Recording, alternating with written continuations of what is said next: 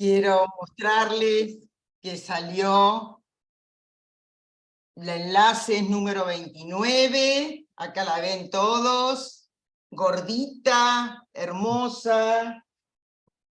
Todos los dibujos fueron cedidos gentilmente por Eduardo Medici. Bueno, estamos contentísimos con el enlace 29.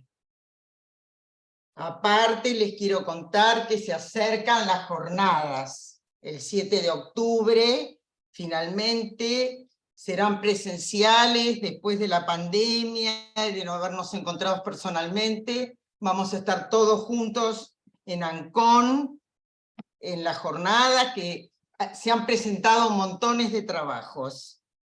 Así que los esperamos a todos. Otra de las cuestiones a decir es que la próxima clase del seminario será el lunes 2 de octubre. Se llamará Erótica de la Imagen y van a presentar Elsa Maluenda y Carla Leonardi, y va a comentar en esa ocasión Blanca Sánchez. Bueno, ahora nuestra clase, el seminario de hoy, que se llama La transferencia y el amor, que voy a argumentar yo. Va a presentar la viñeta Romina Martínez, que no es la primera vez que presenta en el seminario, sino que es la segunda, y para los que no la escucharon la primera vez, les digo que es miembro del EOL y del MP, además de ser profesional de la planta del Tobar García y coordinadora de docente de los cursos. Bueno. Y esta tarde va a coordinar Mónica Torres. Coordinar, no comentar. Sí, verdad, comentar. Estoy coordinando yo. Bueno, mi argumento se llama La transferencia y el amor. El amor se dirige al saber. El sesgo más importante que voy a tomar es la relación de la transferencia de amor con el saber. Bueno, la transferencia es el eje sobre el cual descansa la estructura entera del tratamiento psicoanalítico, y es la puesta en acto de la realidad sexual del inconsciente. Al comienzo de la experiencia analítica hubo un accidente inaugural. Fue el amor entre un hombre y una mujer, José Breuer y Ana O. Algo inédito, desencadenar el amor a partir de la función de la palabra. Freud concluye, la transferencia es el amor. El problema del amor nos permite entonces comprender qué ocurre en la transferencia. Esta está constituida con la misma estofa que el amor que se considera verdadero. Lacan, para hablar del amor de transferencia, hará un examen del banquete de Platón en el seminario 8. Lo que se desarrolla en el banquete nos permite reconocer la metáfora del amor. La significación del amor se produce en la medida en que la función del erastés, del amante como sujeto de la falta, se sustituye por la función del eromenos, el objeto amado. Para introducir el problema, Lacan se interroga acerca de cuál es la relación que se establece con el ser de nuestro paciente, y si esta relación tiene que ver con el amor. El que viene a vernos no sabe lo que tiene, no sabe qué le pasa. En la medida que se produce esta sustitución, se produce la significación del amor. Y esta no es sin evocar la significación del falo. Nos adelantamos en el texto y me parece que lo hacemos para esclarecerlo de lo que vamos a seguir hablando. A continuación, esto estaría en una tercera parte del seminario de la transferencia, donde se habla del falo escrito con mayúscula, que es el falo simbólico, y con minúscula, llamado imaginario. El falo es el significante innombrable que designa la falta del significante del otro. Y ahí introduce lo que se llama la presencia real. Y ahí más adelante se ubicará al objeto A. Bueno, retomemos el texto del banquete.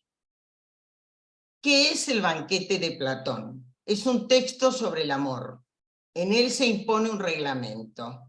Cada uno va a aportar una pequeña contribución sobre el tema. Comienza Pedro, un peculiar hipocondríaco, diciendo que el amor es un gran Dios. Nos habla del amor divino y de sus efectos como realidad que se manifiesta y se revela en lo real. Para Fedro, hablar de amor es hablar de teología. Nos habla de los efectos del amor. El amor como el principio del sacrificio último. Y da 3 ejemplos. Da el de Alcestes, que es la encarnación del amor, y es la única que ocupa el lugar de Admeto para satisfacer la demanda de muerte.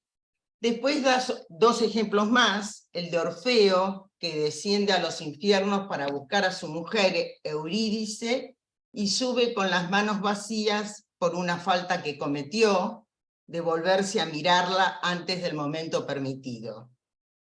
Y Aquiles, aquel que por amor sigue a Patroclo a la muerte. Lacan nos dice, la pareja erótica es del lado del amante donde encuentra la actividad. Del lado del amado, del eromenos, es el objeto. Explica Lacan en el capítulo La psicología del rico, que lo que inicia el movimiento que está en juego en el acceso al otro que nos da amor, es aquel de deseo por el objeto amado. Que Lacan compara con la mano que se adelanta para alcanzar el fruto cuando está maduro. Él esboza lo que se llama un mito. Todo mito se relaciona con lo inexplicable de lo real y siempre es inexplicable algo que responda al deseo. El discurso de Pausanias hace una distinción entre 2 órdenes del amor, ya que hay 2 Afroditas. Afrodita Urania, que no le debe nada a la duplicidad de los sexos, y la otra, Afrodita, nacida de hombre y mujer, que se llama Pandemia. El ideal de Pausanias en materia de amor es la posesión del amado, es guardar en el cofre lo que le pertenece legítimamente por haber sabido discernirlo y por ser capaz de valorarlo. Eso constituye la posición del rico. Lacan se pregunta cómo es para el psicoanalista el pasaje de lo más ajeno del paciente al principio para llegar a lo más íntimo. Esto es lo que encontramos en los comienzos de un análisis. ¿Cómo poder llegar a engendrar algo relativo al amor para establecer la transferencia? La forma en que se articula lo que se encontrará en el análisis es la de aquello que le falta, a saber, su deseo. Luego habla Erexímaco, el médico, y la medicina es el gran arte. Ocupa un lugar destacado la noción de armonía. Aunque no sepamos de qué armonía se trata, hace una diferenciación del amor inherente al estado sano al del estado mórbido. La medicina es la ciencia de las eróticas del cuerpo en lo concerniente a lo repleto y a la vacuidad. En tercer lugar habla Aristófanes, que es para Platón un poeta cómico, un tipo obsceno, Expresa que cuando se trata del amor hay arrebato y algo de exceso. El hombre y la naturaleza son una misma cosa. Y dice que nadie puede creer que la comunidad del goce amoroso sea el placer de compartir la cama. Conversa sobre seres esféricos nacidos de una partición y que cada uno debe buscar lo primero y ante todo su mitad. Es Agatón, el poeta trágico, que pronuncia su discurso sobre el amor. El amor es lo que está en el origen de las leyes de la ciudad. Como el amor es el más fuerte de todos los deseos, tiene que identificarse con la posición de la templanza. Las cosas van más lejos que Agatón nos dice, cuando Agatón nos dice que va a improvisar 2 pequeños versos de su cosecha. Agatón ahí se está burlando con estas improvisaciones. El tema es, ¿para qué sirve ser sabio en el amor? Sócrates toma la palabra después de Agatón y dice que el amor no es cosa divina. Hablan del amor griego, que es cosa de muchachos. Para entenderlo hay que referirse al amor cortés, que es del orden de la sublimación. En su elogio del amor, Sócrates nos afirma que si en algo no es ignorante, es en las cosas del amor. Él sabe. Sócrates hace hablar por él a una mujer prestigiosa, a Diótima, para que ella hable de amor. Es Sócrates que cambia las reglas del juego. Se trata de su método interrogativo. Con el método socrático, el eromenos, el amado, se convertirá en el interrogado. Le dice Sócrates a Agatón, ¿el amor del que hablas es o no es amor de algo? Amar y desear algo, ¿es tenerlo o no tenerlo? ¿Se puede desear lo que ya se tiene? ¿El amor es amor de algo o de nada? Diótima pregunta, ¿qué le falta al que ama? E introduce el tema de lo bello. Lo bello especifica la dirección en la que se ejerce la atracción hacia la posesión, hacia el goce de poseer. Amor es dar lo que no se tiene. Pero se produce algo imprevisto cuando Aristófanes tiene algo que observar. En ese momento entra un grupo de personas completamente ebrias, Alcibíades y sus compañeros. Y Alcibíades, portador de una seducción muy singular y una excepcional inteligencia, se dirige directamente al amo de la casa, a Agatón, y se tumba a su lado. Usurpa la presidencia y comienza a decir cosas de carácter escandaloso. Lacan nos agrega Alcibíades, que se presenta en carne y hueso, tiene la relación más estrecha con el amor. Para esclarecer no solo las cuestiones del amor, sino su relación con la transferencia. Lo que se dice es en verdad su sufrimiento. Sócrates lo dejó enloquecido. El objeto que está en juego lo esconde ese sileno hirsuto de Sócrates, el agalma, una noción propiamente analítica. Si este objeto les apasiona, es porque está ahí dentro, oculto en él. Está el objeto del deseo, agalma, llámenlo pecho, el falo o la mierda. Es siempre un objeto parcial. Pero ¿de dónde viene la agalma de Sócrates? Es lo que Sócrates sabe. Volviendo a la escena, esta da un giro completo. Hará que todo cambie. Y dice que ya no se hará el elogio del amor, sino el del otro, es decir, de su vecino de la derecha. El elogio del otro sustituye al amor mismo. Cuenta los vanos esfuerzos que hizo en sus tiempos de juventud, cuando Sócrates lo amaba, para hacer que éste se metiera en su cama para hacerle el amor. Sócrates responde: no es para mí a quien has hablado, sino para Agatón. Todo eso tan extraordinario que acabas de decir, tan inaudito en su impudor, todo lo que acabas de revelar hablando de mí, lo has dicho por Agatón. ¿Por qué esta interpretación de Sócrates?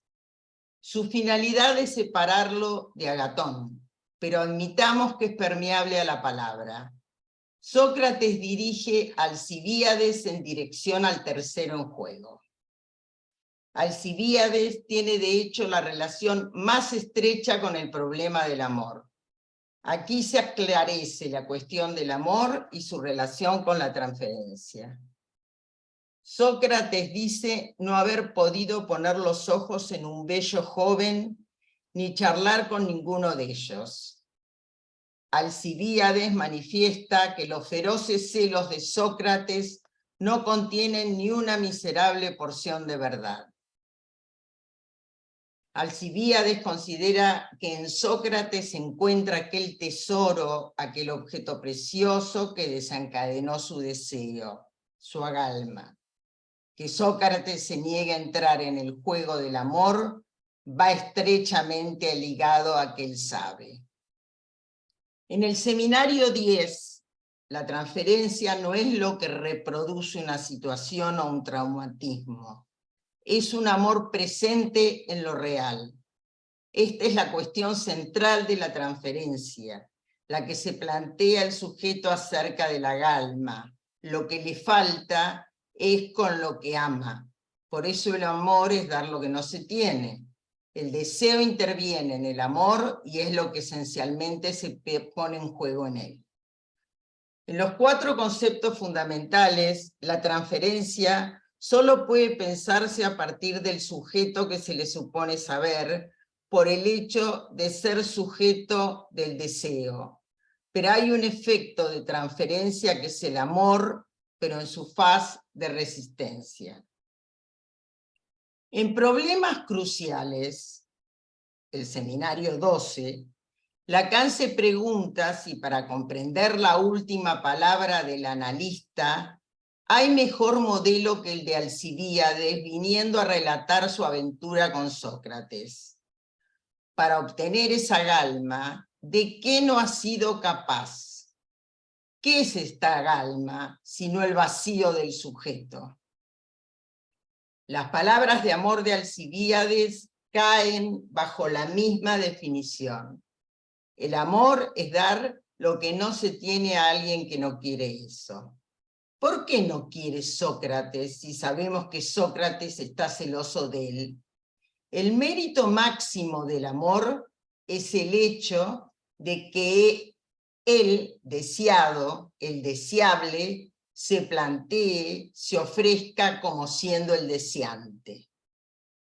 En el análisis no nos las vemos más que con eso, con lo que se creyó deber sustentar la transferencia en cuanto no distinguible del amor mediante la fórmula del sujeto supuesto saber.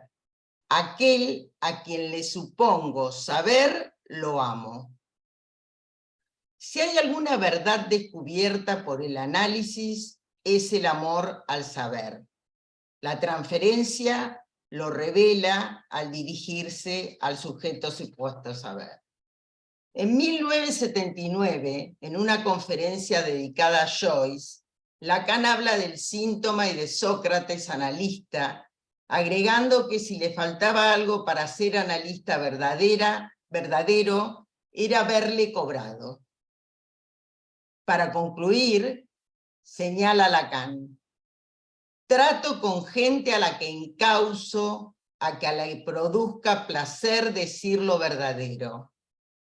Freud dice que si lo logro es porque me aman, gracias a lo que he intentado atrapar de la transferencia, es decir, me suponen saber.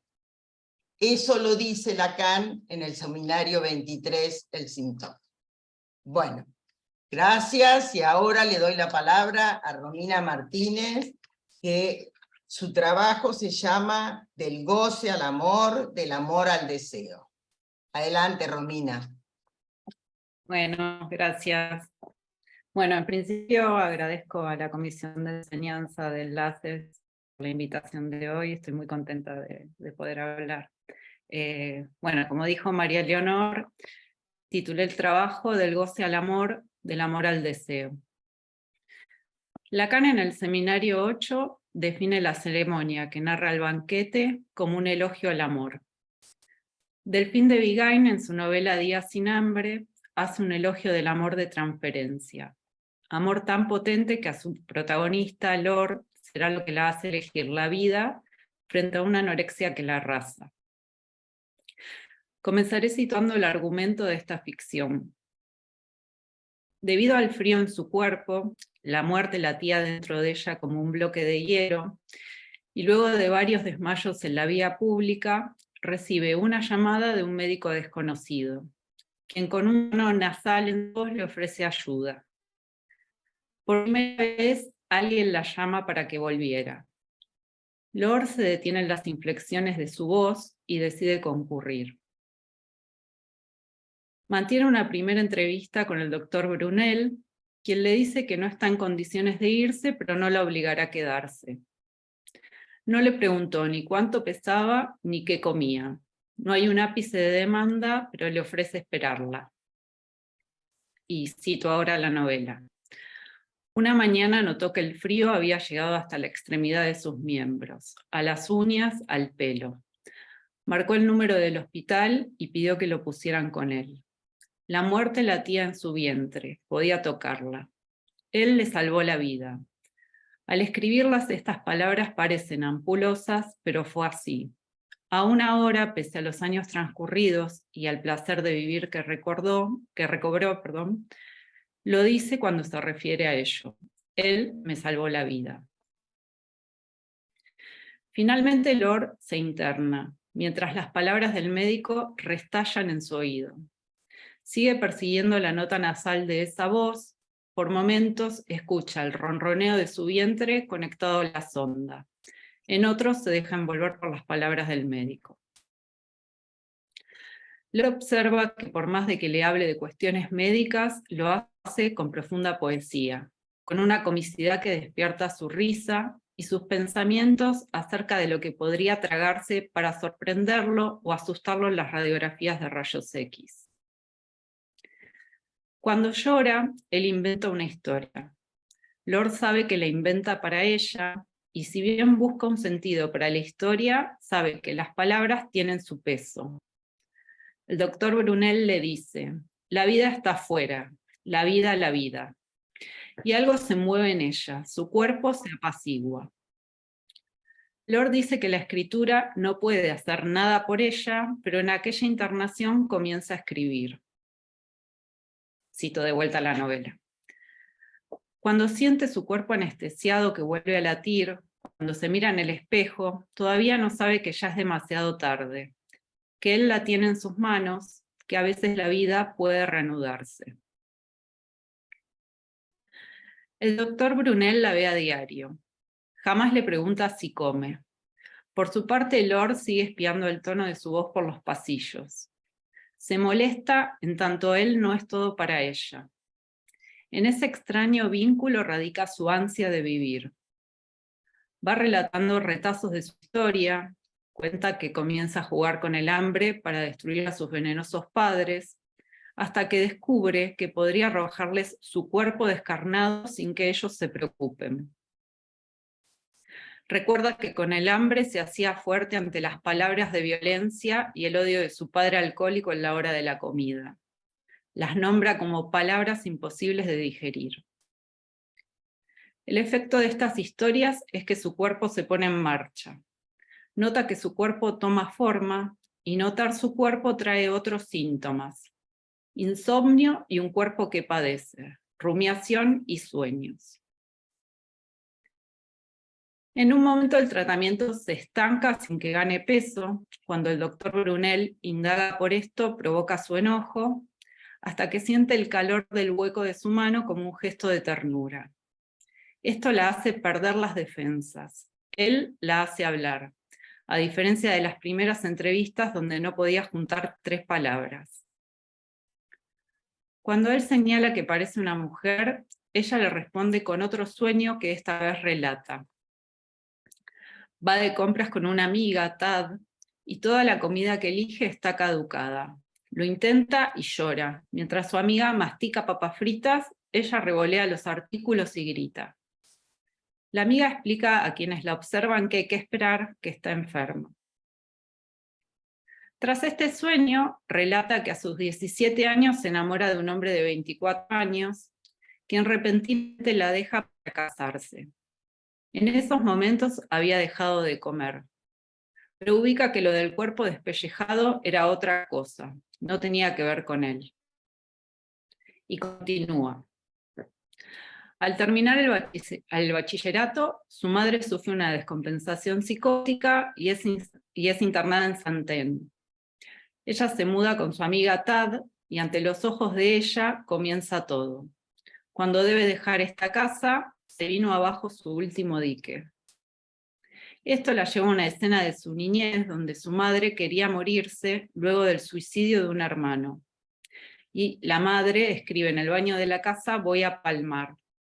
Cuando ella volvía del colegio sentía miedo del silencio que albergaba esa posibilidad de muerte. Flor adelgaza en su primer salida. El doctor no dice palabra de aquello. Luego de eso, engorda. Se hinchan sus pechos, los vestigios de feminidad comienzan a aparecer, regresando de una tierra árida. Cerca de la meta, el doctor multiplica las visitas. Lor confiesa su miedo a curarse. Se aferra a esa enfermedad como modo de existir. Si se cura, se volverá imperceptible. El doctor no le contesta. Ella sabe que podría decirle que hay otras formas de llamar la atención, que es guapa, pero se calla.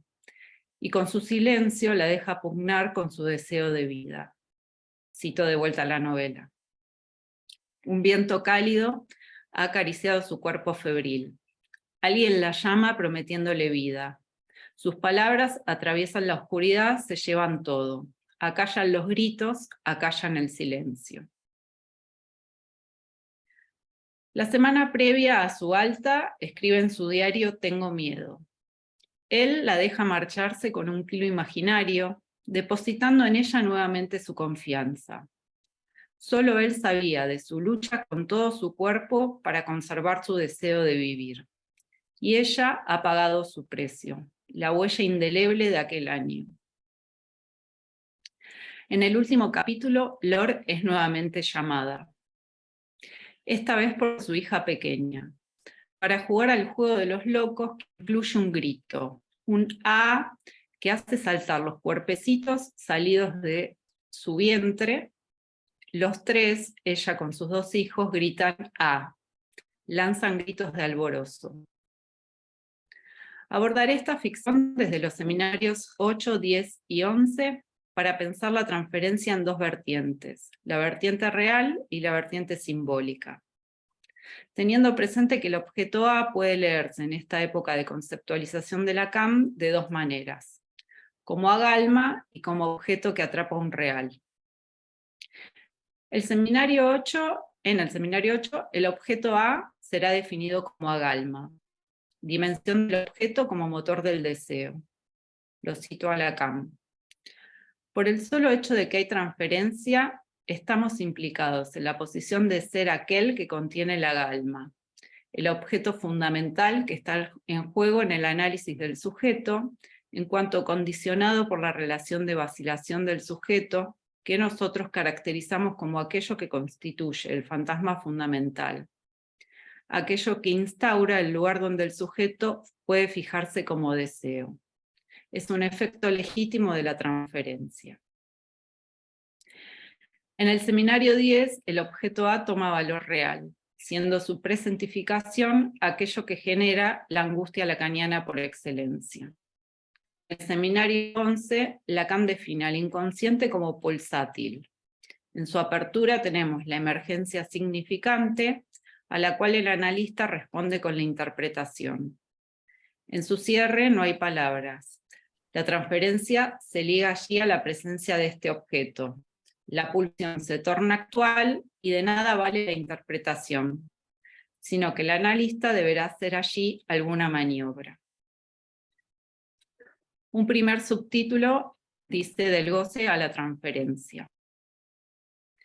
El amor y la transferencia es como se nombró la clase de hoy, y por ello aclaro que la viñeta que presento no empieza del lado ni del amor ni de la transferencia. No hay ningún banquete. Nos encontramos más bien con lo que hoy desde el psicoanálisis llamamos las presentaciones actuales de los pacientes, donde no hay síntoma, no hay enigma que lleve una pregunta, ni brillo agalmático, ni sujeto supuesto saber. No es la de Lor una posición subjetiva permeable al dispositivo analítico. Ella lo escribe como todo de manera brillante y la cito. Dice, al principio no podía hilar 3 palabras. Solo se dirige con su cuerpo, reducido al mínimo, invadido de lo que en los complejos familiares Lacan llama apetito de muerte, y que más adelante conceptualizará en su obra como goce mortífero. Con ese cuerpo se dirige al tono de una voz que la llama. Tomaré un concepto que siempre me resultó bastante enigmático y que esta ficción permite aprender: el manejo de la transferencia. Definido por Freud en varios textos, pero recorto del escrito Puntualizaciones sobre el amor de transferencia, lo siguiente. Todo practicante en psicoanálisis teme principalmente las dificultades que ha de suscitarle la interpretación de las ocurrencias del paciente y la reproducción de lo reprimido. Pero no tarda en comprobar que tales dificultades significan muy poco en comparación de las que surgen luego en el manejo de la transferencia. Lacan lo señala en el seminario 11, cuando advierte que el analista debe hacer de divino a, pero también debe dejar maniobrarse por la transferencia, y lo hará desde el lugar del objeto en el cual es colocado por el analizante, que claramente en esta novela puede subrayarse en el objeto voz. Con el manejo de la transferencia se toca un real más allá de la práctica interpretativa.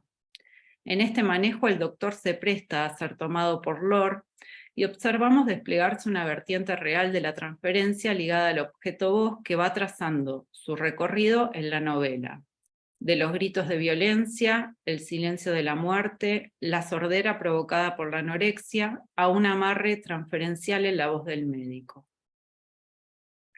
Otro subtítulo dice de la transferencia a las formaciones del inconsciente. Por un lado, entonces, tenemos al doctor ligado a la presencia del objeto voz. Por otro, a un médico, al modo de Sócrates, que sostiene la transferencia y sabe del deseo. Apuesta a él sin desplegar la metáfora que convierte al amado en amante. Se ubica en posición de analista. Lo cito ahora a Lacan en el seminario 8.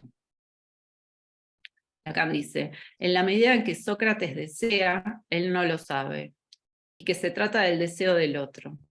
En esta medida, Alcibíades es poseído. ¿Poseído por qué? Por un amor del cual puede decirse, el único mérito de Sócrates es designarlo como amor de transferencia y remitirlo a su verdadero deseo. Estos exploradores, que son Sócrates, o los puros o los santos, pueden darnos algunas indicaciones sobre el campo que está en juego. Han sido ellos quienes han llevado a cabo la exploración. Quizás nosotros podamos definir las coordenadas que el analista ha de ser capaz de alcanzar para simplemente ocupar el lugar que le corresponde, definido como aquel que le debe ofrecer vacante al deseo del paciente para que allí se realice como deseo del otro. Aquí es donde el banquete nos interesa, nos es útil explorarlo. Entonces, el doctor Brunel sostiene al comienzo esta transferencia ligada al objeto. Se deja maniobrar, deja que la paciente pellizque su voz. Sus maniobras habilitan a que el sujeto elija goce o deseo. Se ofrece vacante y sostiene una gran apuesta para que allí se produzca un movimiento al lord. Se articule el deseo y haga de resorte para el despliegue del amor. De esta manera, el inconsciente aparece por primera vez para la paciente. Hay sueños, olvidos, síntomas. La transferencia en su vertiente simbólica le permite la ficcionalización. El cuerpo de Lord cobra, como ella lo nombra, su capitulación. Cito a Lacan de vuelta en el seminario 8. Aquí llegamos al punto donde la transferencia aparece, propiamente hablando, como una fuente de ficción. En la transferencia, el sujeto fabrica, construye algo. Y en consecuencia, me parece por fuerza que hay que integrar inmediatamente a la función de transferencia el término de ficción. A Lord, la astucia del médico la hace elegir entre el goce silencioso y la transferencia, fábrica de ficción que causa deseo. Me pregunto si el juego de gritos, que relata al final de esta ficción, es otro movimiento del sujeto en relación al objeto invocante, que al ser atravesado por el deseo que emerge durante la cura, toma la vertiente de un goce vivificante. El último subtítulo, el goce, el amor y el deseo. En la primera clase de este seminario, Mónica Torres y Fabián Feinwachs plantearon una cuestión que me parece importante retomar. En relación a la novela El amante de Lady Chatterley, situaron al erotismo como aquello que conduce a su protagonista al amor, cuestión que modifica el aforismo lacaniano, ya que el erotismo permite al deseo condescender al amor.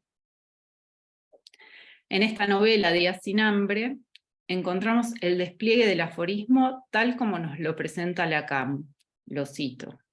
Solo el amor permite al goce condescender al deseo.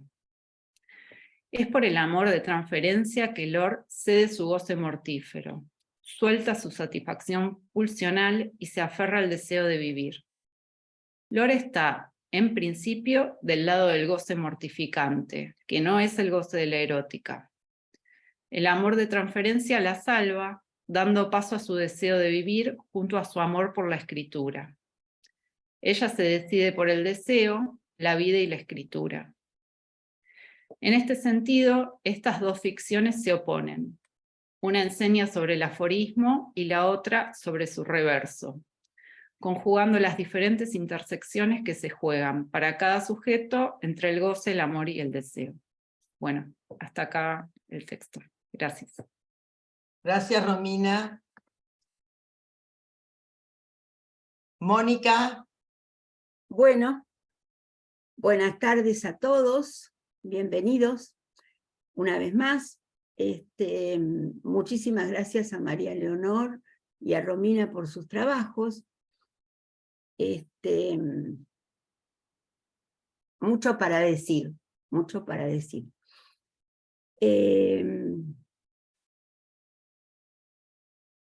El capítulo que a mí me parece más importante, aunque no el único importante, del seminario 8 es el que tomó María Leonor, es el capítulo 11, que se llama Entre Sócrates y Alcibíades. María Leonor tomó algo más que esto, pero yo me voy a centrar en esto, en este capítulo, ¿no? En principio. Porque no me parece que quede tan claro en la enseñanza de Lacan si Sócrates es el analista o es Sócrates el histérico. Lacan dice las dos cosas, según dónde. Habla a veces de Sócrates como el analista y a veces habla de Sócrates como el histérico. Por ejemplo, en el seminario 17, cuando habla de la apología de Sócrates, hay un artículo de Éric Laurent que nos habla de justamente de la voz histérica, ¿no? Que lo obliga a Sócrates hablarle a todos los habitantes de la ciudad cada día y de noche y día sin parar, como un tábano, dice Sócrates. Ahí podemos decir, esa voz que no los deja dormir, ¿no? Es la voz histérica que le habla, es la opinión de Eric, o es la voz del analista. Ambas cosas me parecen a mí posibles. Y es verdad que Lacan dice a lo largo de su enseñanza una cosa y otra de Sócrates. Me parece ya que cuando habla de la transferencia y el amor, en el capítulo entre Sócrates y Alcibíades, podríamos preguntarnos si se trata de Sócrates el histérico o Sócrates el analista. Porque si bien es verdad que Sócrates sabe mucho sobre el deseo, en realidad de lo que no sabe es del goce. En la medida en que sabe del deseo y le dice a Alcibíades, no es conmigo Alcibíades, es con Agatón, es que sabe del deseo. En ese sentido, en su saber sobre el deseo podría ubicarse como Sócrates el analista, pero en su no saber sobre el goce, que es lo que el histérico desconoce, podríamos ubicarlo como histérico. Es algo que está en el seminario de la transferencia, porque se habla de lo que no, porque Alcibíades de lo que viene a hablar es de lo que pasa bajo las sábanas. Él viene a denunciar que de lo que no habla Sócrates es del goce. No sabe, dice en algún momento del seminario, que su boca es de carne. Bien, voy a tomar, para subrayar estas cuestiones, el capítulo 5 del curso Extimidad de Miller, que se llama justamente La transferencia y el amor. Se titula así. Ustedes saben que extimidad es una palabra que es un neologismo que inventa Lacan, lo inventa en realidad en el seminario 7, en el seminario de la ética, pero no lo desarrolla sino hasta el seminario 16. De un otro, o sea, del otro con mayúscula, al otro, que no es el otro con minúscula, sino el objeto A. O sea, del otro con mayúscula al objeto A, puesto que el neurótico tiende a atribuir su objeto de goce al otro con mayúscula. Es algo que todo el tiempo vemos en nuestros consultorios, oímos en nuestros consultorios. Bien, Miller comienza a hablar aquí, voy a hacer primero una breve introducción, diciendo que el problema de pensar la transferencia como sujeto supuesto saber, que Lacan misma propuso en un determinado momento, el seminario 11 fundamentalmente, dejó un poco a oscuras que además del sujeto supuesto saber, que son 3 letras del orden del significante, está el objeto A, cuyo antecedente justamente, como bien dijo María Leonor, es el agalma o agalma. Digamos que la teoría del sujeto supuesto saber ocultó lo que había del objeto en la transferencia.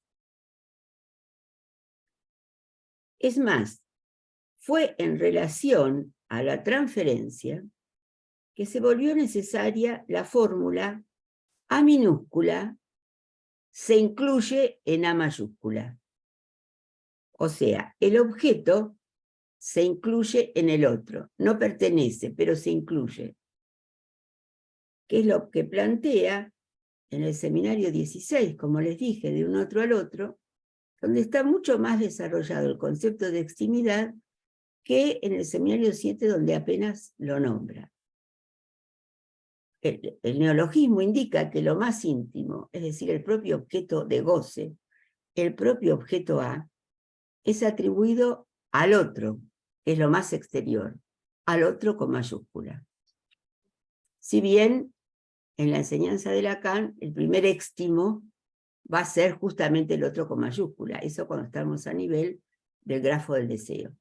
Pero ahora estamos a nivel del seminario 16, de un otro al otro, y ese era el momento que Miller estaba estableciendo el seminario 16, que dicta este seminario titulado Extimidad. Para saber extimidad, hay que leer a Miller en el seminario Extimidad, y también hay que leer el seminario de un otro al otro, que no es tan leído como muchos otros seminarios, que es el 16, el exactamente anterior al seminario 17.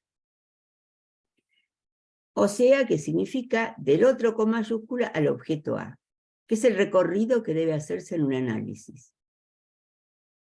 Es decir, permitir que el sujeto, o facilitar que el sujeto, sepa algo sobre todo lo que atribuye al otro con mayúscula y que en realidad no es más que su objeto de goce.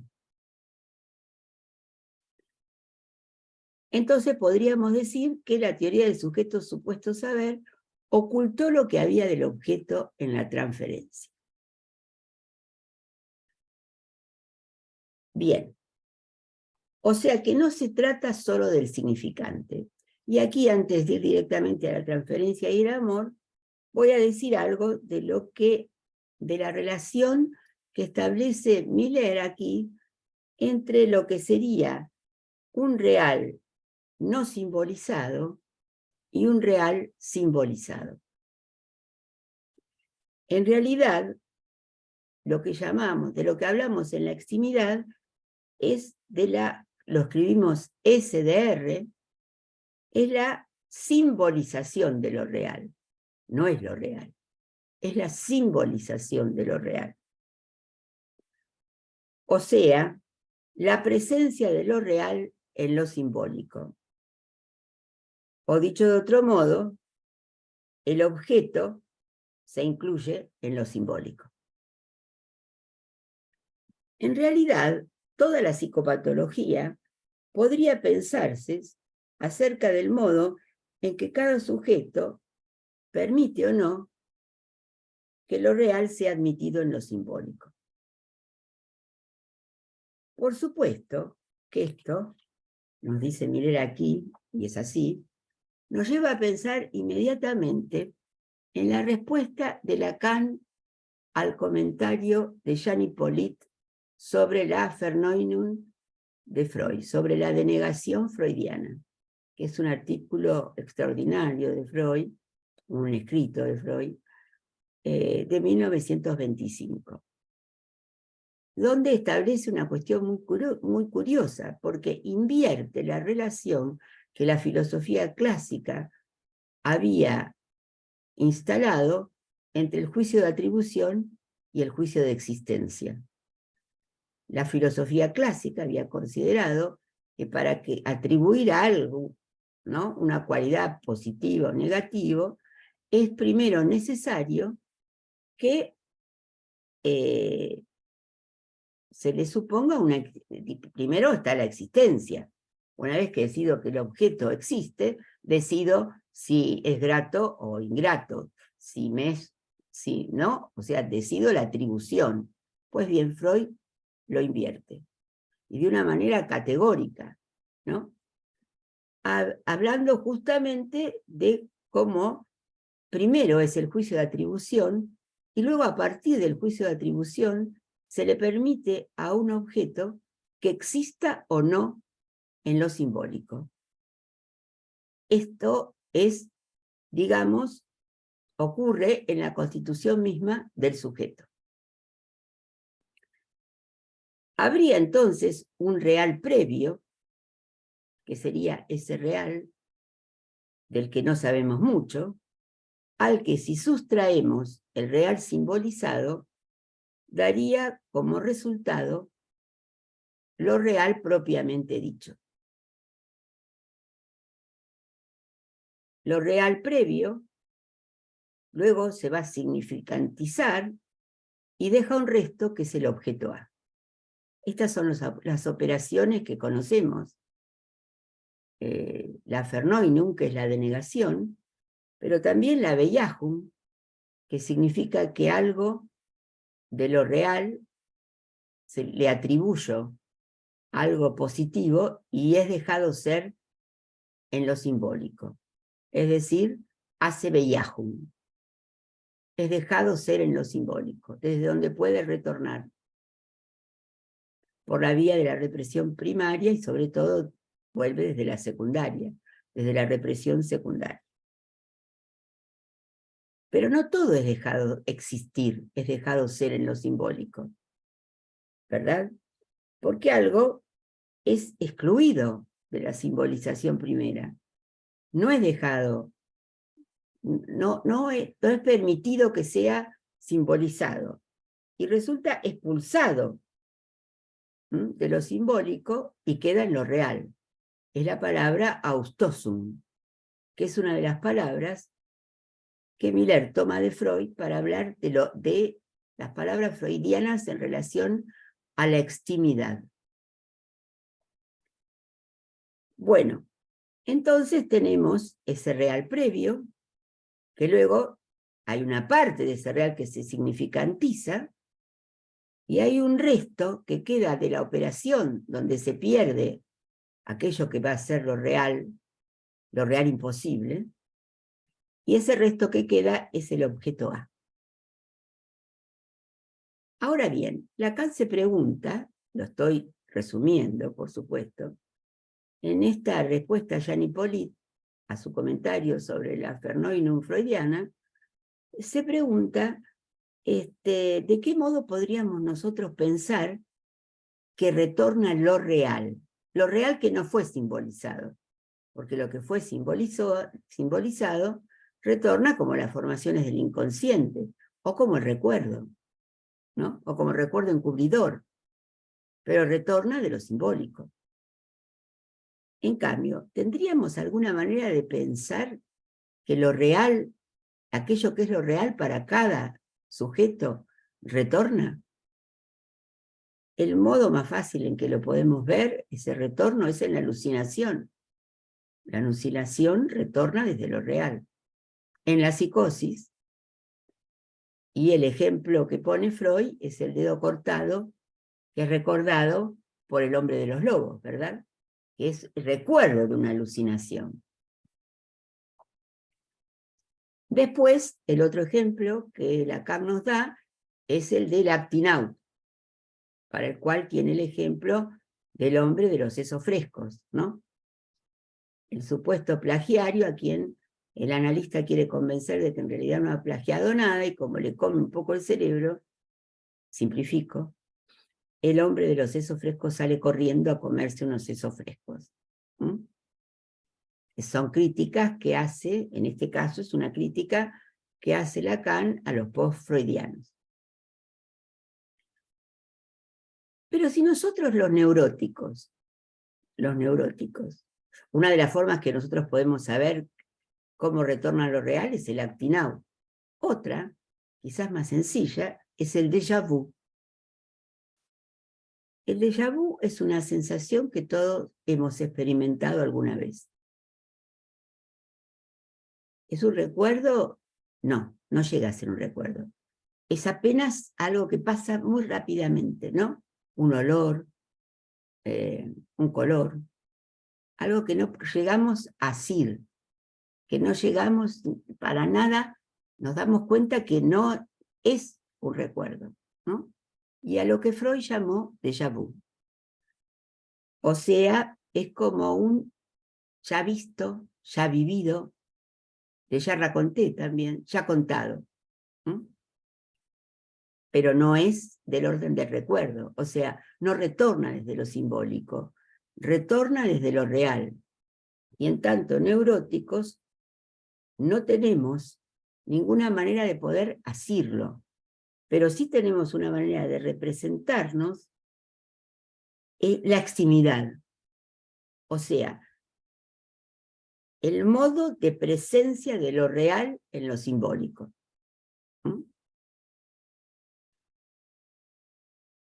Ahora bien, vayamos entonces a la transferencia y el amor. esta introducción que hago es rápida y breve, pero si no, me tomaría mucho tiempo el comentario. Desde el punto de vista de Sócrates el histérico, podríamos decir que como todo histérico, Sócrates quiso estar solo en lo simbólico. Porque el histérico o la histérica quiere estar siempre en lo simbólico. Entonces, en el capítulo 5, en el cual hace toda esta introducción, que se llama La transferencia y el amor, Miller nos va a hablar de que finalmente, si bien el sujeto supuesto saber veló la relación de objeto que hay en la transferencia, pero fue el objeto, que todavía no era objeto A, lo que llevó a Lacan a pensar la transferencia en el seminario 8. El objeto, como objeto A, va a ser inventado en el seminario 10, en el seminario de la angustia, pero tiene su antecedente como agalma, como la envoltura del objeto A, como el antecedente del objeto A. Pensemos que estamos en el seminario de la transferencia en el año, lo dicta entre el año 60 y el 61. O sea, apenas 2 años después que el seminario 5.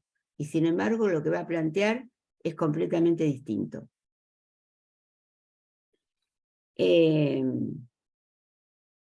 Bueno. Pensemos entonces en la cuestión del amor. La cuestión del amor tal como aparece en el banquete. En el seminario de la transferencia, el amor es una vacuola de goce.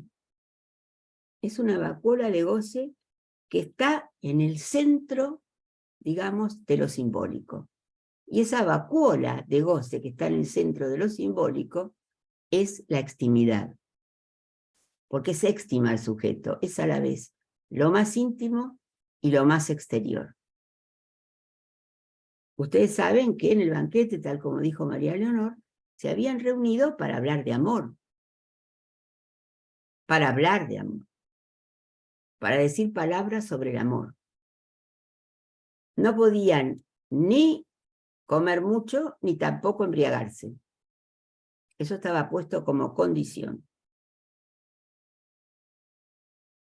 Pero lo que da vuelta a todo es la entrada de Alcibíades. Porque hasta ahí todos los discursos que María Leonor fue enumerando eran sobre el significante, ¿no? Nada del objeto. Pero Alcibíades entra directo y dice que lo que él quiere no es hacer un elogio del amor, sino hacer un elogio de Sócrates. Y se lo dice como un desafío. Sócrates le dice que bueno, que lo va a permitir. O sea, recoge el guante, acepta el desafío.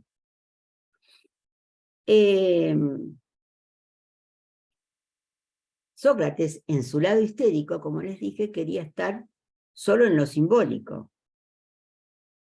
Pero también es cierto que, para mí, en esta nueva definición del amor, como sustitución, como metáfora del amor, no es exactamente lo mismo que amar es dar lo que no se tiene a alguien que no lo es.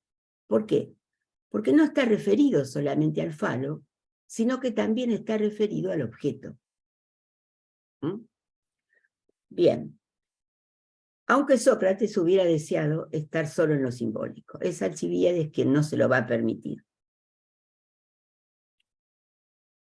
El amor, como ustedes saben, en esta definición, es una sustitución, es decir, una metáfora.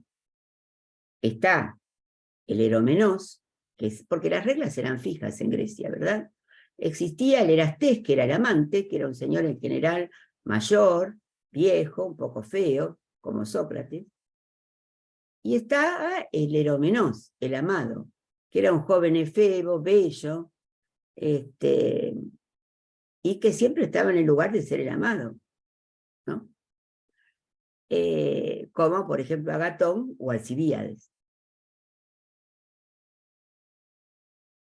Pero resulta que la metáfora del amor consiste en que el eromenos se transforme a su vez en erastés. O sea, en que el amado se transforme en amante y que entonces se realice el encuentro de los amantes. Esta es la definición que da Lacan de la metáfora del amor en el seminario 8. Es en ese sentido que me parece que no es solamente una metáfora significante, también lo dice Miller, que sí es la de la significación del falo. O sea, amar es dar lo que no se tiene, el falo, a alguien que no lo es, el falo. Fedro habla del mito del nacimiento del amor y habla de Eros como fruto de una conjunción entre Poros y Aporía. Poros es el dios que tiene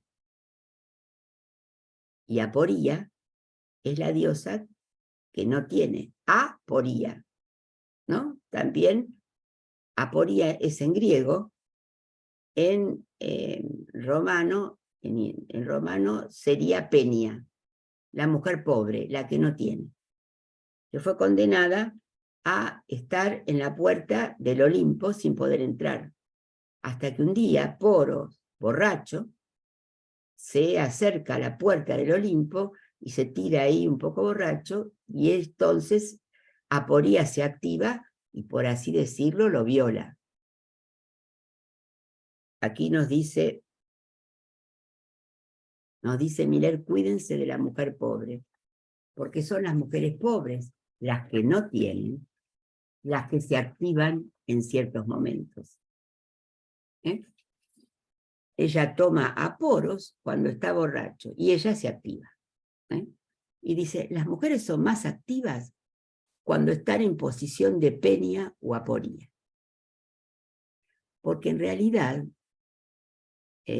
como también lo va a trabajar en la naturaleza de los semblantes, Miller, en el capítulo Tener y no tener, o To have and have not, que está tomado de un cuento de Hemingway, del mismo nombre, que dio origen a su vez a una película, en la que trabaja Humphrey Bogart creo que lo puedo pronunciar, pero el nombre de la mujer que conoce en esa película es más difícil porque los nombres propios en inglés no siguen las mismas reglas. Podríamos llamarla Lorraine Bacall o Lorraine Bacall, no sé, pero ustedes saben de quién hablo. Es ahí donde, durante esa película, que es una comedia romántica, donde ellos se conocen, y que tiene muchos guiños del orden del erotismo fálico, por así decirlo. Pero lo que nos va a decir en ese capítulo, Tener y no tener, que es una parodia también del ser o no ser, de el Hamlet de Shakespeare, ya lo era en Hemingway, lo que nos va a decir Miller es que siempre el que ama es el que está en la posición de no tener. Que el que tiene, el que está en la posición de tener, no puede amar. Bueno, Sócrates, como les dije, en su lado histérico, también llegó tarde al banquete y fue directo a sentarse al lado de Agatón el Bello. Agatón es el que tiene su belleza, aunque no sepa lo que tiene. Sócrates, en cambio, pretende ser esa vacuola en el centro del saber, ese vacío en el centro del saber. Y Alcibíades es el éxtimo que entra tarde al banquete y borracho, o sea, no cumple las reglas del juego.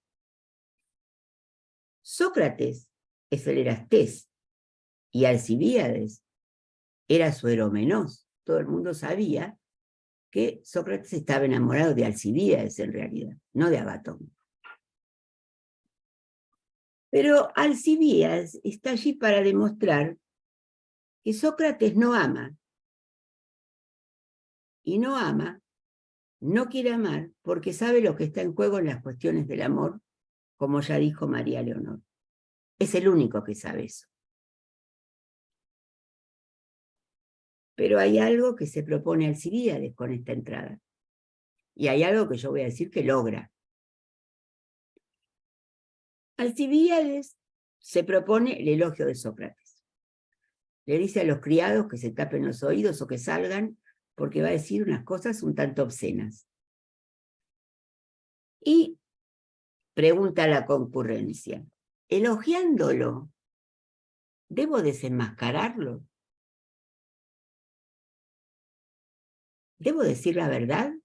Y entonces Sócrates le contesta, te animo a hacerlo, te animo a que lo hagas.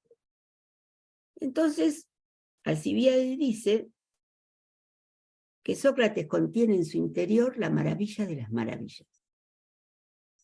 Y lo compara con el sátiro Marcias, que encantaba a todos tocando su flauta. Así como el sátiro Marcias encantaba a todos con su flauta, Sócrates lo hace con sus palabras, que dejan a todos profundamente hechizados. De la misma manera que el sátiro. Por eso lo compara con una caja en forma de un tipo especial de sátiro, que tiene piernas de caballo, que es el sileno. No eres como Marcias, le dice, no es con tu música, pero nos hechizas a todos con tus palabras. El resultado es el mismo. El estado de inspiración que tú produces, le quiere decir, atraviesa la barrera de la belleza. No importa que Sócrates no sea bello, porque lo hace bello su decir. Produce, dice Alcibíades, un estado de posesión. Él se siente poseído por Sócrates. Eso es lo que produces con tus palabras. Nos dejas a todos en estado de posesión, quedamos turbados, poseídos. Y Alcibíades dice que es lo que ha buscado siempre, es obtener de Sócrates un signo de deseo. Pero ¿cómo es esto posible? Si todo el mundo sabía que Sócrates amaba y deseaba a Alcibíades. Pues bien, Alcibíades va a demostrar que Sócrates nunca entra en el juego del amor. Alcibíades hace de su relato un límite con lo bufo, con lo risible. 2 veces ha invitado a cenar a su casa para que se quede a dormir, y así pueden hacer el amor a Sócrates. Sócrates va las 2 veces. La primera vez se retira después de cenar. La segunda vez se queda a dormir, pero se duerme. Bien. Y aquí hay una frase muy linda que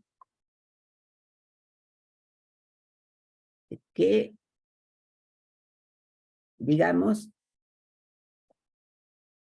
que le hace decir a Alcibíades y a Sócrates, que es la primera vez que Sócrates admite que sabe algo, porque Sócrates era famoso por decir que solo sabía que no sabía nada, ¿no?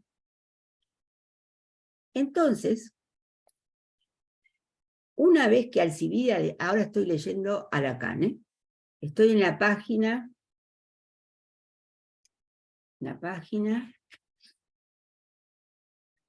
en que tengo tanto escrito sobre la página, en la página 182 del seminario 8.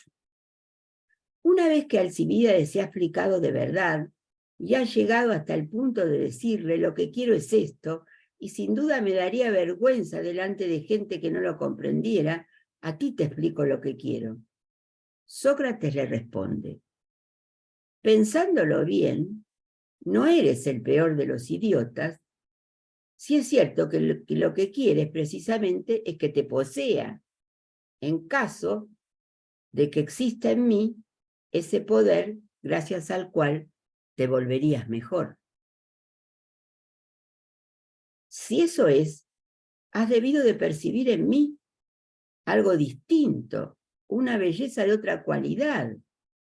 una belleza que difiere de todas las demás, y tras descubrirla, te pones en situación de intercambio, de compartirla conmigo, o más exactamente, de llevar a cabo un intercambio, belleza por belleza, y al mismo tiempo quieres intercambiar,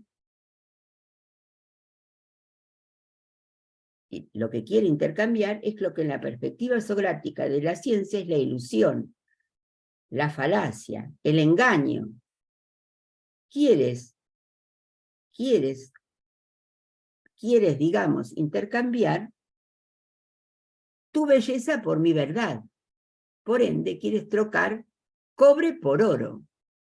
Con lo cual, por primera vez, Sócrates admite que él posee la verdad en su interior y que su verdad vale mucho más que la belleza, vale oro, mientras que la belleza de Alcibíades, que es transitoria, es como cobre, ¿no?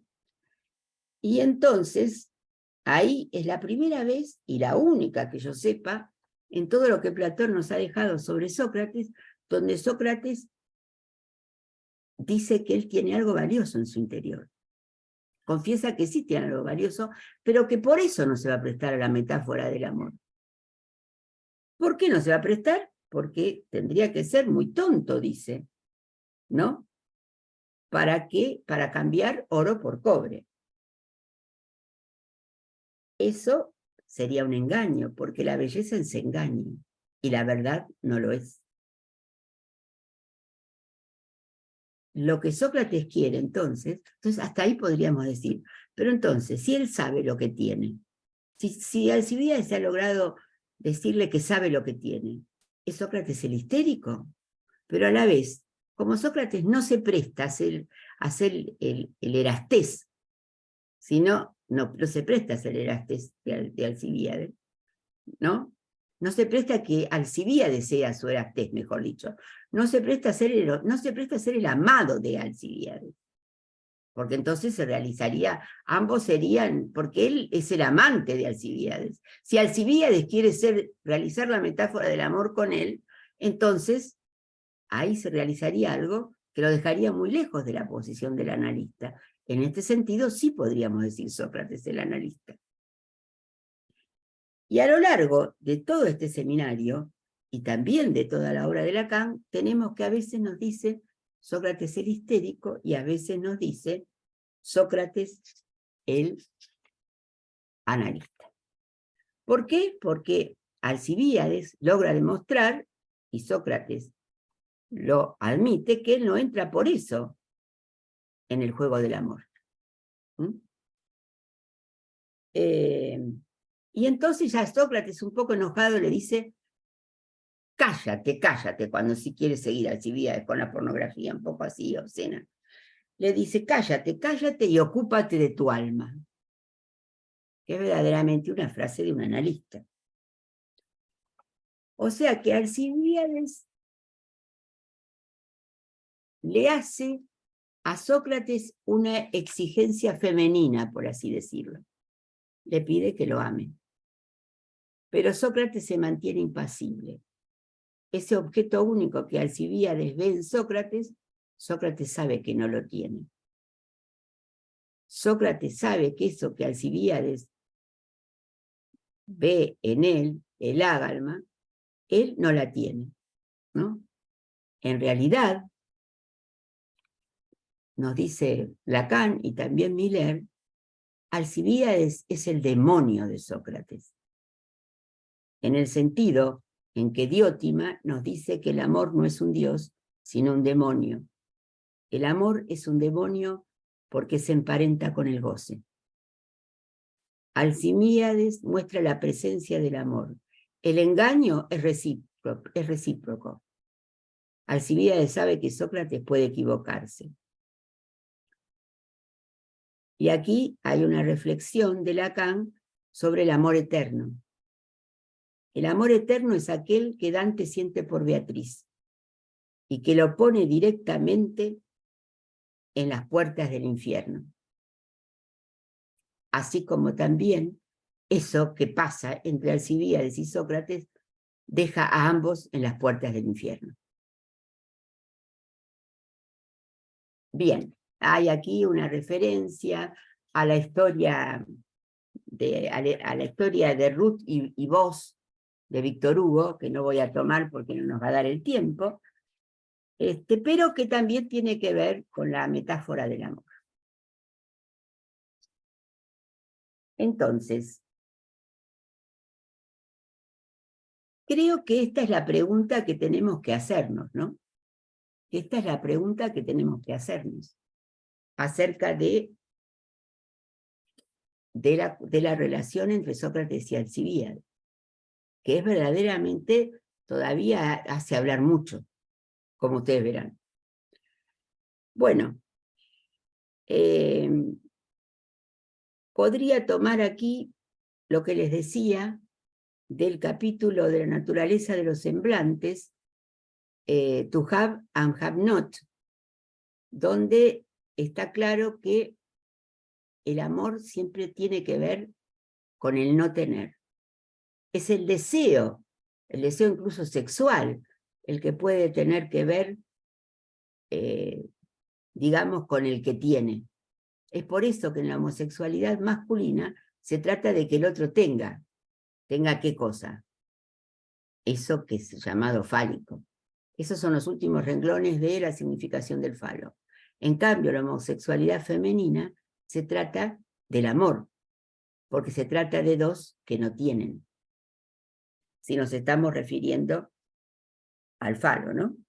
Eso hace que las mujeres tengan más coraje que los hombres, sean más valientes, porque no tienen para perder lo que no tienen. Bien, eso está, digamos, en juego en la comedia de los sexos. Y hace aquí toda una diferencia preciosa, Miller, entre la fap y la femme. O sea, entre la mujer con postizo y la mujer, y la femme, que es la mujer, ¿no? Que es la posición femenina. Siendo la mujer con postizo la que tiene. Incluso lo que puede tener es un hombre. Puede haberse conseguido un hombre que le dé los bienes, ¿no? Y ella tiene, es la doña, es la dueña. Pero la femme, que está en posición femenina, es la que más ama. Porque la que está en la posición del tener, la que lo que quiere es tener, no está precisamente en la posición del que ama. Entonces, en ese sentido, hace un elogio de la femme, es decir, de la mujer, sobre la fap, que es un juego de palabras porque es femme con postizo, ¿no? Con el postizo cualquier postizo puede serlo. Puede ser hacer representar con su cuerpo entero al falo, puede ser conseguirse un hombre rico, puede ser muchas cosas, pero son del orden del tener. En cambio, las femmes están más del lado del ser. Bueno, voy a ir ahora entonces a la novela que nos trae Romina. Y voy a ver si hay alguna relación entre ambas. Esta es la primera novela de Delfín de Vigan, a quien muchos de nosotros admiramos mucho.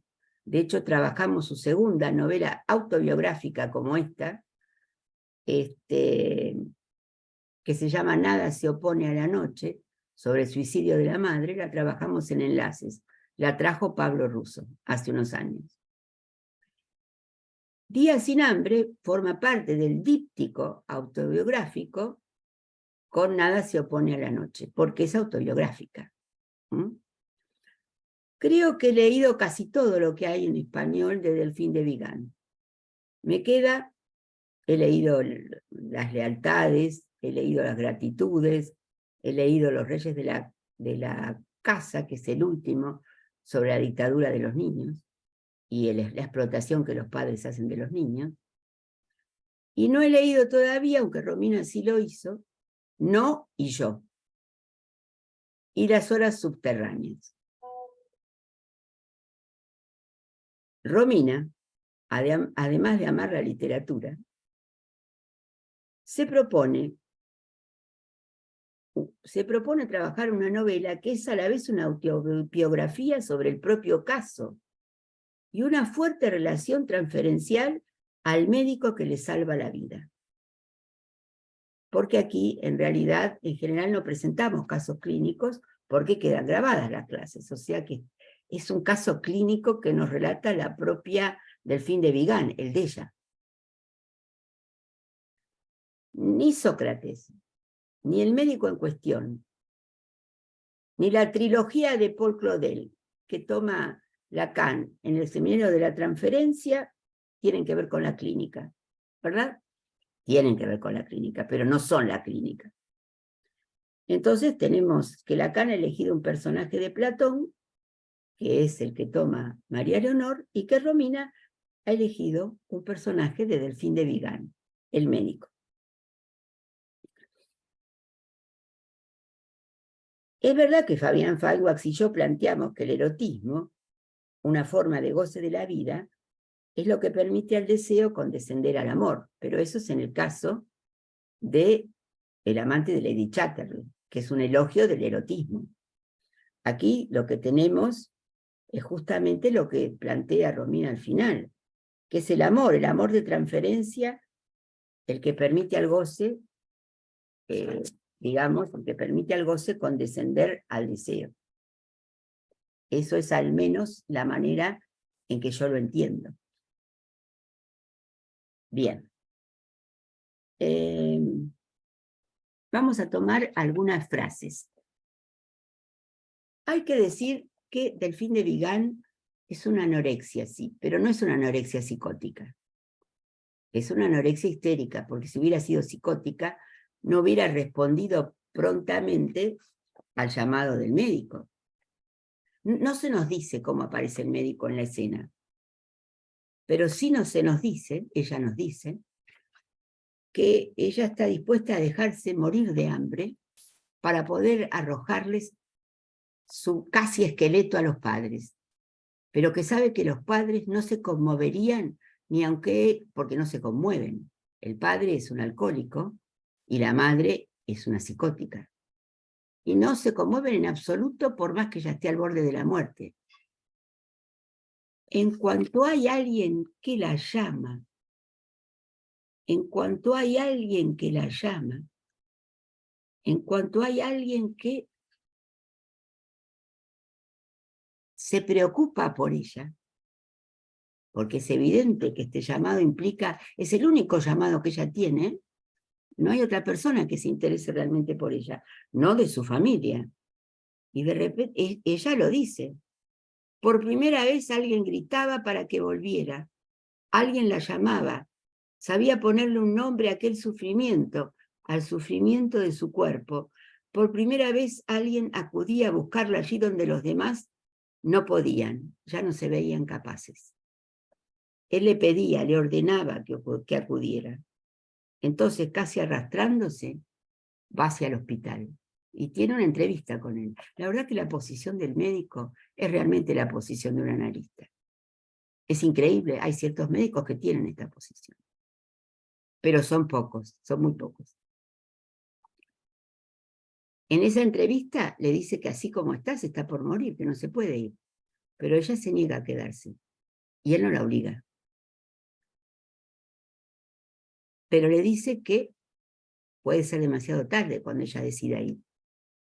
La deja marchar. Ella vuelve cada vez arrastrándose más al miércoles siguiente, atraviesa todo París para verlo. Tampoco se queda esta vez. Es recién la tercera vez cuando ella siente, ¿no?, esto que citó Romina. Una mañana notó que el frío había llegado hasta la extremidad de sus miembros, a las uñas, al pelo. Marcó el número del hospital y pidió que le pusieran con él. De eso hace mucho tiempo. Él le salvó la vida. Al escribirlas, estas palabras parecen ampulosas, pero fue así. Aún ahora, pese a los años transcurridos y al placer de vivir que recobró, lo dice cuando se refiere a ello. Él le salvó la vida. La transferencia le salvó la vida. La transferencia hacia, por otra parte, Romina ubica el objeto voz. O sea, no ubica solo el sujeto supuesto saber, que no le importa nada a Lor. Lo que le importa a Lor es el objeto, ¿no? El objeto voz de ese médico, una voz distinta que la llama. ¿Y por qué responde a la llamada? Porque es una anorexia histérica. Si fuera una anorexia psicótica no hubiera respondido al llamado. Porque él es finalmente el único que la llama, ¿no? Y a partir de ahí, ella dice, solo le consta una cosa, quería hacerles daño, herirlos en lo más hondo, tal vez destruirlos, a su padre y a su madre, venenosos ambos. Pero ahora sabe también que eso no cambiará nada, que puede arrojarles a la cara su cuerpo descarnado como un insulto, y todo ese asco que le inspiran los dos, sabe que lo suyo todavía puede durar mucho tiempo, que se dejará la piel sin que ellos se den por enterados. Y resuelve vivir. Gracias a este llamado del médico, que nunca sabemos cómo la llaman ni por qué, ¿no? Tampoco importa, pero la llama, ¿no? Yo pienso que un analista, hay ocasiones en que tiene que llamar al paciente, tiene que llamar al analizante, porque a veces pensamos que no hay que hacerlo nunca. No, hay ocasiones en que hay que llamar. Acá está muy bien descrito porque esta chica, sin ese llamado, se hubiera muerto. Y sin embargo, esto no solo la lleva a vivir, sino a escribir. Y toda su vida será escribir. Sigue escribiendo. Tiene ahora 57 años. La novela es del 2001. Y aún es posterior a cuando era tan jovencita. Está casada. Nos cuesta tanto a Romina como a mí descubrir si tiene hijos o no. Parece que sí. Parece que sí. Y además escribe sin parar. Sus 2 primeras novelas autobiográficas. Tanto que le valieron que sus parientes le hicieran un juicio. Le hicieron un juicio penal. Entonces, la tercera novela no es autobiográfica. Y sin embargo es la que se llama Basada en hechos reales, que es la única que no está basada en hechos reales. La primera que no está basada en hechos reales, y cuenta la historia entre 2 aparentes mujeres, o una disociación de ella misma, una que es la que denuncia a los parientes, y otra que no tiene nada que ver con eso. O sea que la tercera novela, que es basada en hechos reales, justamente es la primera que no está basada en hechos reales. Después de haber pasado por el juicio que le hacen, no tanto por Días sin hambre, que es sobre ella misma, sino sobre Nada se opone a la noche, que es sobre cómo dejan matarse a la madre, ¿no? Bien, creo que podemos encontrar, entonces, entre la presentación de María Leonor y la de Romina, que es una ficción, como bien dice Romina, pero a la vez es una ficción que tiene un punto de real, porque es autobiográfica, no es pura ficción. Ella está demostrando cómo el amor de transferencia la sacó del goce por el cual estaba dispuesta a dejarse morir, pero dejarse morir por amor, por no ser amada por sus padres. Por no ser amada por sus padres. Y aquí el que aparece llamándola, el que aparece de alguna manera amándola, es el analista. Por eso digo que a veces una vacilación calculada de la neutralidad analítica puede, ¿no? Es una frase de Lacan de la subversión del sujeto. Puede resultar adecuada, ¿no? A riesgo del alocamiento que puede resultar de eso en casos de histeria. Bueno, yo dejaría aquí y abriría a la conversación si es que nos quedan algunos minutos. Excelente comentario, Mónica. Lograste.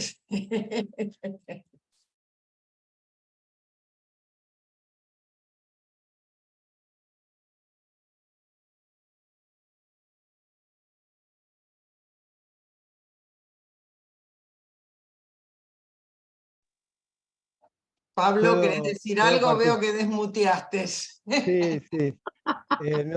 ¿Se me escucha? Porque estoy con el celular, Sí, con los perfecto, datos. se escucha. No Se tengo escucha señal. perfecto. Bueno, Yo quiero retomar un filo que tiene que ver con esa discusión que tenemos un poco desde comienzo de año sobre las variantes de la frase, si es el deseo erótico lo que hace condescender el goce al amor, o es el amor lo que hace condescender el goce al deseo. Y me parece que Mónica trae una perspectiva que quizá permite aclarar algo. Yo sigo pensando, para el fin de análisis, lo vamos a discutir en algún momento más adelante, que se sostiene la idea de que es el amor lo que permite al goce condescender al deseo, pero bueno, podría haber casos como el de Lady Chatterley, o quizás el del encuentro entre los personajes, que se correspondería a la otra declinación de la frase. Ahora, lo que trae Mónica me parece que aclararía que para el análisis, es decir, para el amor de transferencia, es el amor lo que permite al goce descender al deseo, y no al revés. Por lo cual, es la parte Sócrates analista, es decir, es el Sócrates que no responde, que no consiente a la metáfora del amor, ¿no? Es decir, que no entra en el lazo erótico, ¿no? Pero permite que el otro haga su elaboración sobre su problema con el goce sexual. ¿Se entiende? Me parece que ahí Sí. tenemos una Sí, pista interesante, si quieren, con los dos analistas de hoy, el médico, el doctor de la voz y el lado analista de Sócrates. Solo ese detalle porque me parece que trae luz a un tema que venimos discutiendo. Muchas gracias a los dos trabajos excelentes y al enorme comentario de Mónica. Yo, si me permitís. Sí, dale, María. dale. No, bueno, nada, me encantaron los trabajos, el comentario. Iba a retomar en la línea de lo que señalaba Mónica, de lo que conjugan los dos trabajos, porque me parece que, por un lado, en el de María Leonor, que tomás las distintas, detallás de un modo muy breve y muy preciso las versiones del amor que cuenta cada uno de los comensales del banquete, que me parece que sirven también para pensar la transferencia, ¿no? Y retomas la cuestión del objeto ágalma, la doble vertiente, y empezás, hago todo este prolegómeno hablando de la transferencia como puesta en acto de la realidad sexual del inconsciente, ¿no?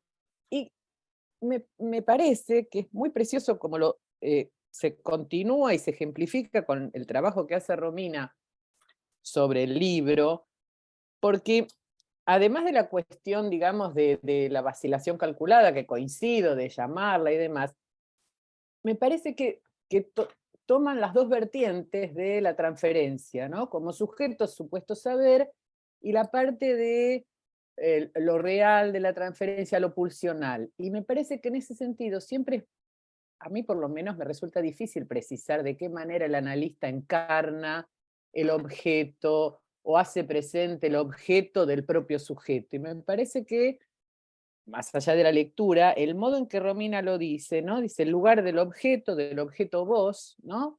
¿Qué es el objeto de la sujeta? claro. El analista se presta a ser tomado, dice ella, me parece que es como un lugar sumamente interesante, y el amarre transferencial en la voz del médico, ¿no? Entonces, digamos, más allá del sujeto supuesto saber, algo del propio objeto, ¿no? Entonces sería la perspectiva, digo esto que por ahí nosotros leímos o que Miller sitúa de la orientación por lo real desde el comienzo, etcétera, ¿no? Digo, me parece que en esto, o esto que sitúa, bueno, el objeto que se incluye en el otro, que lo recordaba Mónica, pero me parece que en la viñeta, en el libro, queda situado de un modo sumamente claro, por lo menos vos lo lees de un modo muy preciso, ¿no?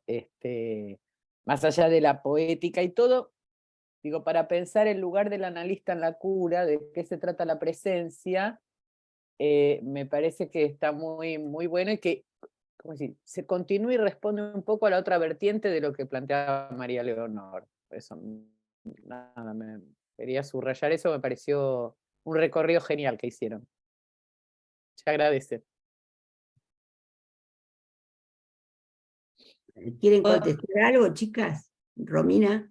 Sí, sobre- a Ale, gracias Mónica por el comentario y Ale también por lo que traías. Me parece que lo que tiene de bueno la novela es que ella hace el relato de este objeto voz, que a veces uno en la transferencia no lo puede localizar tan fácilmente porque no es que el paciente nos viene a contar con qué objeto del analista se enganchó. En cambio, ella lo puede señalar ahí de manera muy precisa.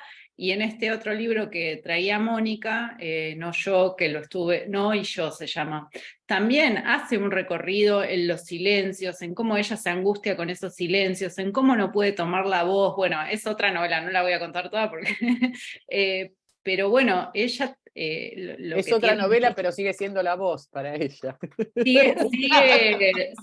sigue tomando algo de eso, no como está descrito en Días sin hambre, pero bueno, nada, quería señalar esto, ¿no? Como que es ella como paciente la que puede relatar con qué objeto del analista se enganchó en la transferencia, en esta vertiente real de la transferencia, ¿no? Eso. Sí, pero lo que Hay dice, una pregunta espera, María. Lo que Alejandra dice, Romina, es que el objeto voz en realidad no es del médico.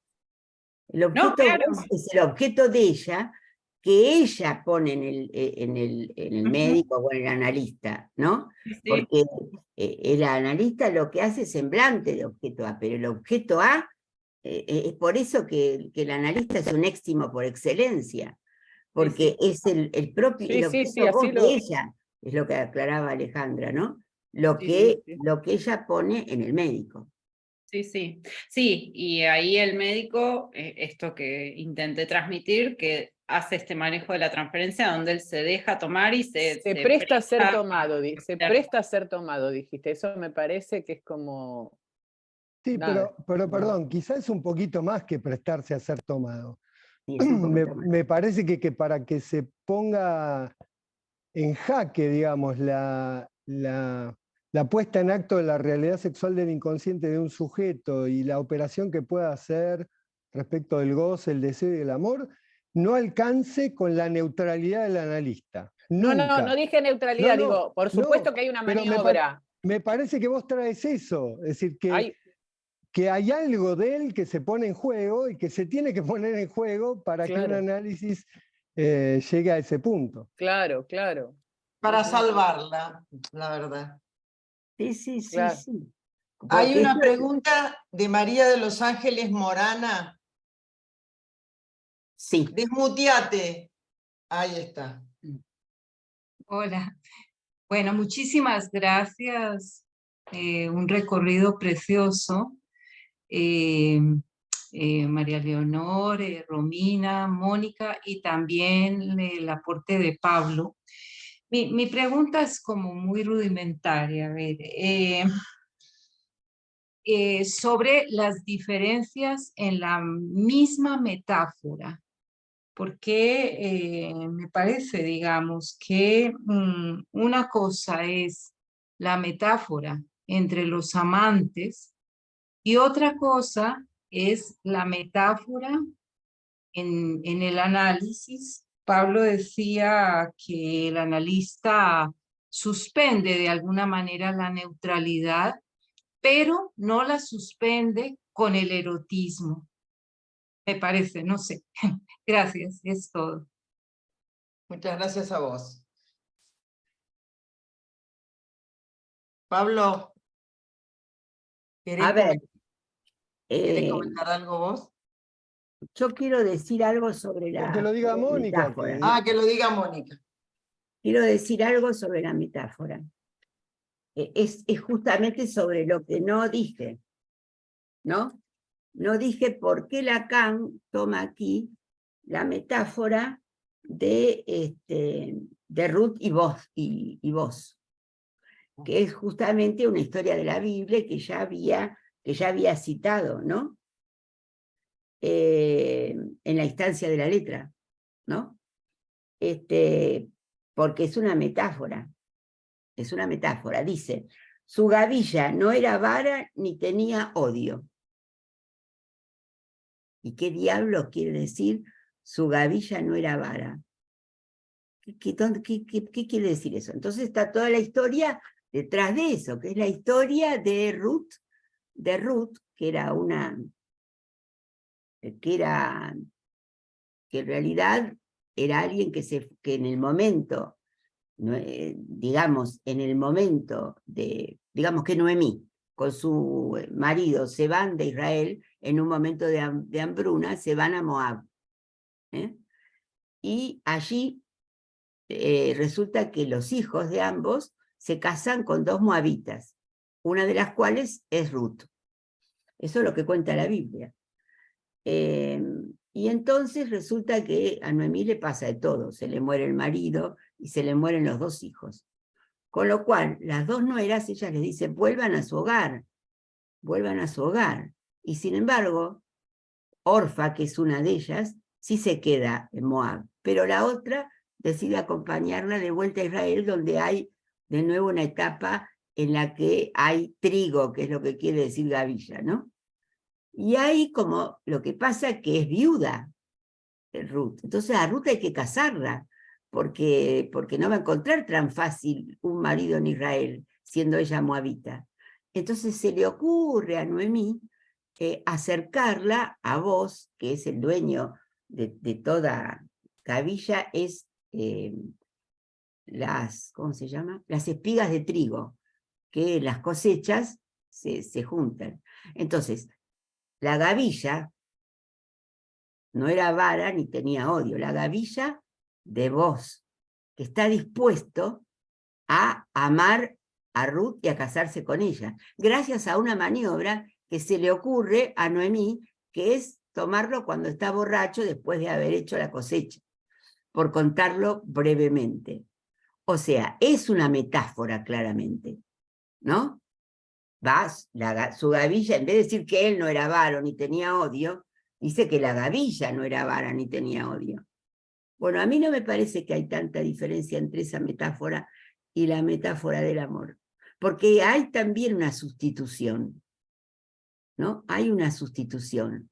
Se sustituye, digamos, Boz por gavilla, en el caso del poema de Víctor Hugo.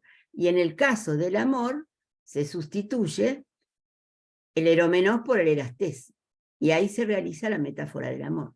O sea, es un caso de sustitución en ambos casos, y por eso es una metáfora en ambos casos. Por eso trae este ejemplo Lacan cuando está hablando de esto, porque si no, ¿por qué lo traería aquí? ¿Por qué traería en el medio de este capítulo sobre entre Sócrates y Alcibíades el verso de Víctor Hugo, que ya había trabajado en la instancia de la letra? Lo trae para darnos un ejemplo de por qué dice que es una metáfora.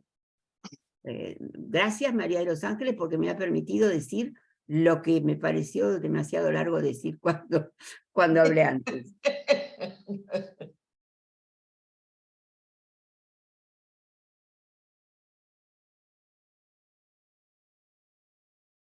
Bueno, me parece que podemos dejar aquí. ¿Qué les parece? Si no hay ningún otro comentario. No pareciera.